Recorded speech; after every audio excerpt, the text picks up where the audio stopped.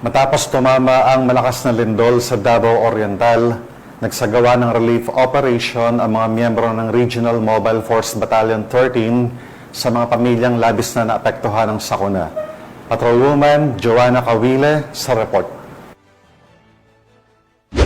Nagbigay ng seguridad at tulong ang mga tauhan ng Regional Mobile Force Battalion 13 sa isinagawang pamamahagi ng mga relief goods para sa mga biktima ng lindol sa Barangay Mercedes, Caraga, Davao Oriental. Pinangunahan ang aktibidad ni Police Brigadier General Marshal Mariano P. Maestrado IV, Regional Director ng Police Regional Office 13, katuwang si Police Lieutenant Colonel Michael B. Losada, Officer in Charge ng Regional Mobile Force Battalion 13. Layunin ng operasyon na matiyak ang maayos at ligtas na pamamahagi ng tulong sa mga residenteng lubos na naapektuhan ng kalamidad. Sa tulong ng RMFB 13, naging organisado at mapayapa ang distribusyon na nagbigay daan upang mabilis na maihatid ang ayuda sa mga nangangailangan. Bukod sa pagbibigay seguridad, aktibong nakibahagi rin ang mga tauhan ng RMFB 13 sa aktwal na pamimigay ng mga relief goods.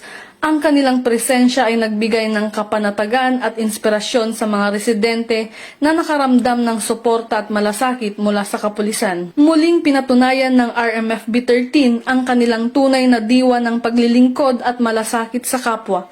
Sa panahon ng sakuna, ipinapakita ng mga pulis na hindi lamang sila tagapagpatupad ng batas kundi katuwang ng bawat mamamayan sa pagbangon, pagkakaisa at pag-asa.